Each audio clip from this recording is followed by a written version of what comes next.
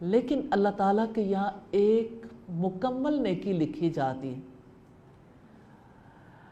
اور اگر ارادہ کرنے کے بعد اسے عملی جامہ بھی پہنا دے تو اللہ تعالیٰ اپنے پاس 10 سے لے کر 700 تک، بلکہ اس سے بھی کہیں زیادہ، کئی گنا زیادہ نیکیاں لکھ لیتا ہے۔ اگر کوئی شخص برائی کا ارادہ کرنے کے بعد اس پر عمل نہ کرے تو پھر بھی اللہ تعالیٰ اپنے پاس اسے ایک مکمل نیکی لکھ لیتا ہے، اور ارادہ کرنے کے بعد اگر اس برائی کے مطابق عمل کر لیا تو اسے اللہ تعالیٰ اپنے پاس صرف ایک برائی لکھتا ہے۔ یہ بخاری اور مسلم کی روایت ہے۔ ایک روایت میں یہ الفاظ زیادہ ہیں کہ اللہ تعالیٰ اسے ایک برائی لکھتا ہے یا اسے بھی مٹا دیتا ہے۔ اللہ تعالیٰ کی بارگاہ میں صرف وہی شخص ہلاک ہوتا ہے جو خود کو تباہی اور ہلاکت میں ڈالنے والا ہو۔ بات توجہ طلب ہے، بات ہے نیکی کی اور بدی کی۔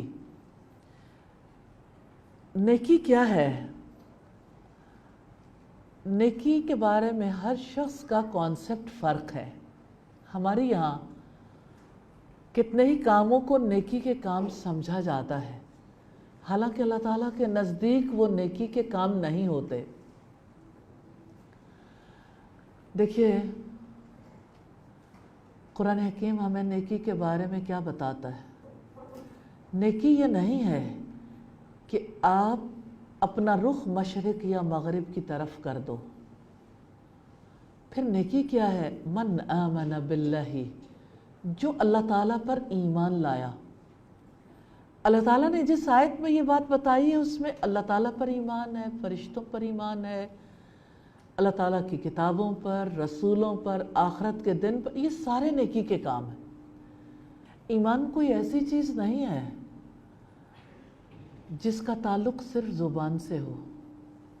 امام بخاری نے اپنی صحیح میں باب باندھا ہے، الایمان هو القول والعمل، ایمان قول بھی ہے اور عمل بھی، یعنی ایمان کا تعلق زبان سے بھی ہے اور ایمان کا تعلق عمل سے بھی ہے۔ ہماری سوسائٹی میں ایمان کو ایک جامد چیز سمجھا جاتا ہے کہ بس زبان سے کہہ دیا، اب اس نے نہ گھٹنا ہے نہ بڑھنا ہے۔ امام بخاری نے صحیح بخاری میں ایک اور باب باندھا ہے، الایمان یزید و ینقص، ایمان گھٹتا بھی ہے اور بڑھتا بھی ہے۔ جب انسان نیک اعمال کرتا ہے تو ایمان بڑھتا ہے، اور جب نیکیاں نہیں کرتا، گناہ کرتا ہے تو ایمان گھٹ جاتا ہے۔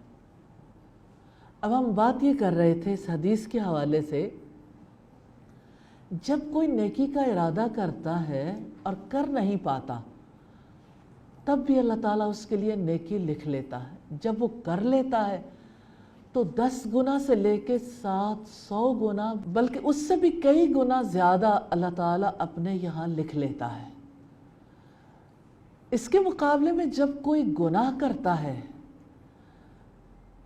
اگر وہ ارادہ کرے تو اللہ تعالیٰ اس کو لکھتے نہیں ہیں، لیکن جب وہ کر ڈالے تو صرف ایک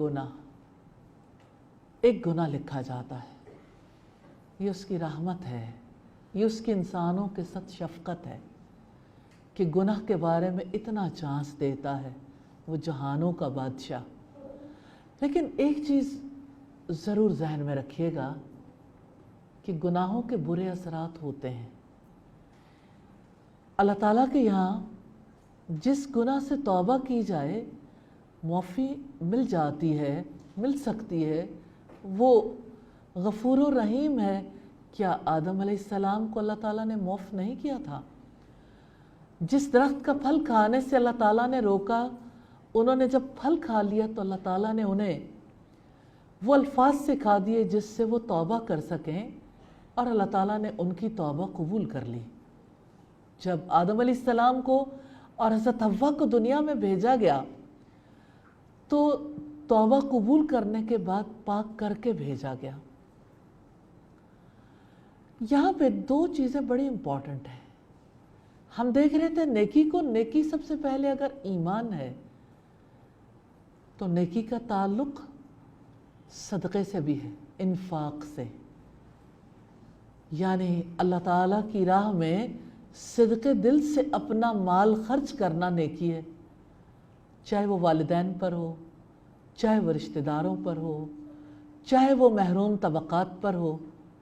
اسی طرح سے نماز پڑھنا نیکی ہے، اسی طرح زکوٰۃ ادا کرنا نیکی ہے، صبر کرنا نیکی ہے، سچ بولنا نیکی ہے،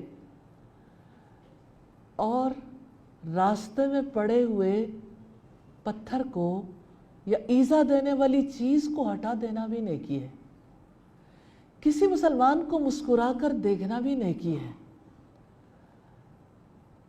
سوال یہ پیدا ہوتا ہے، نیکیوں کا پتہ تو بہت سو کو ہوتا ہے، لیکن نیکی کی رغبت، نیکی کا شوق ہر دل میں نہیں ہوتا. نیکی کرنا ہر کوئی اپنے لیے ضروری خیال نہیں کرتا. سوال یہ پیدا ہوتا ہے، اس کی ریزن کیا ہے؟ نیکیاں کون کرتا ہے؟ مجھے اللہ تعالیٰ کی کتاب سے اس کا جواب ملتا ہے، وَلَكِنَّ الْبِرَّ مَنِ اتَّقَى، بلکہ نیکی یہ ہے جس نے تقوی اختیار کیا. اب اگر آپ تقوی کو دیکھیں گے، تقوی نیکی ہے. جو متقی بنتا ہے نا سچے دل سے، اللہ تعالیٰ کا تقوی اختیار کرتا ہے، دراصل وہ نیکیاں کرتا ہے. اس دل کے اندر شوق اور رغبت ہوتی ہے. تقوی کسے کہتے ہیں؟ اللہ تعالیٰ سے ثواب کی امید رکھ کر اس کی اطاعت کرنا. ہمارے یہاں اس کے اوپر ڈسکشن نہیں ہوتی، ثواب کی امید رکھنی نہیں آتی. جیسے آپ ابھی نماز پڑھ کے آئے ہوں گے، سچ سچ بتائیے گا کتنے اجر کی نیت رکھی تھی. نارملی نماز کے بارے میں یہ تو یاد رہتا ہے وضو کیسے کرنا ہے، وضو کے بعد جائے نماز پہ کھڑے ہونا، اور کیا کچھ الفاظ ادا کرنے ہیں، اور کیا کچھ اعمال جو اعضاء کے اعمال ہیں وہ کس طرح سے انجام دینے. تو آپ کھڑے ہوتے ہیں. نارملی ہمارے یہاں نماز کے لیے جو بات کہی جاتی ہے، نماز پڑھنا. پڑھنے میں اور ادا کرنے میں فرق ہے. پڑھنے سے یہ مراد ہے کہ آپ کو جو لفظ آتے ہیں آپ انہیں دہرا دیتے ہیں. ریلی دہرانے میں بھی وہ بات نہیں ہوتی. مجھے ایک صاحب کی بات یاد آتی ہے جنہوں نے کہا، انہوں نے اپنی سٹوری لکھی کہ میں بچپن میں اپنی ماں کو نماز سناتا تھا.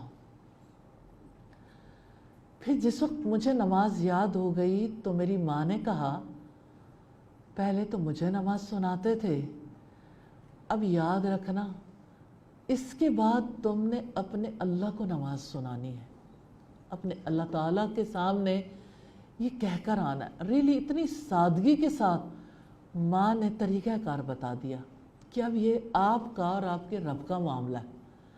آپ اس کے سامنے ان الفاظ کو دہراؤ گے، وہ سنے گا. نبی صلی اللہ علیہ وسلم سے جب سیدنا جبریل علیہ السلام نے سوال کیا، مل احسان، احسان کیا ہے، تو انہوں نے کیا جواب دیا تھا؟ آپ نے فرمایا، ان تعبد اللہ کأنک تراہ، تم اللہ تعالیٰ کی عبادت ایسے کرو گویا کہ تم اسے دیکھتے ہو. فَإِن لَمْ تَكُنْ تَرَاهُ فَإِنَّهُ يَرَاكَ، پھر اگر آپ اسے نہیں دیکھتے وہ تو آپ کو دیکھتا ہے. وہ دیکھتا بھی ہے، سنتا بھی ہے. اب آپ دیکھیے کہ جس نے نماز ادا کرتے ہوئے اللہ تعالیٰ سے امید رکھی کہ وہ اجر دے گا، اور جس نے اللہ تعالیٰ کے خوف کی وجہ سے یہ امید رکھی کہ یہ نماز میرے گناہوں کا کفارہ بنے گی، کہ یا اللہ اس نماز کی وجہ سے میری پچھلی برائیوں کو مٹا دے، اور یا اللہ تو مجھے معاف کر دے. آپ جب نماز ادا کرتے ہیں اور سلام پھیرنے کے بعد نبی صلی اللہ علیہ وسلم کے طرز عمل آپ کی سنت کو فالو کرتے ہیں تو آپ ایک بار اللہ اکبر کہتے ہیں اور پھر کہتے ہیں استغفر اللہ استغفر اللہ استغفر اللہ. یہ کیوں کہتے ہیں؟ اس لیے کہ یہ سنت ہے اور اس لیے بھی کہ مغفرت کی ضرورت ہے. جو انسان نیکی اور گناہ کو سمجھتا ہے اور اپنے گناہوں اور اپنی خطاؤں کی وجہ سے پریشان ہوتا ہے، حقیقی انداز میں وہی مغفرت طلب کر سکتا ہے. اسی کو پھر نیکیوں کا شوق لگ جاتا ہے، کیونکہ اللہ رب العزت نے فرمایا ان الحسنات، بے شک نیکیاں یذہبن السیئات، برائیوں کو لے جاتی ہیں. تو نیکی کرنے کا شوق اس دل کے اندر پیدا ہوتا ہے جس کو اپنے گناہ معاف کروانے ہیں، جس نے اپنے رب کو جواب دینا ہے، جس کے دل کو یقین ہے کہ حساب کتاب ہوگا، جو اپنے آپ کو اکاؤنٹیبل سمجھتا ہے اپنے لمحے لمحے کے بارے میں.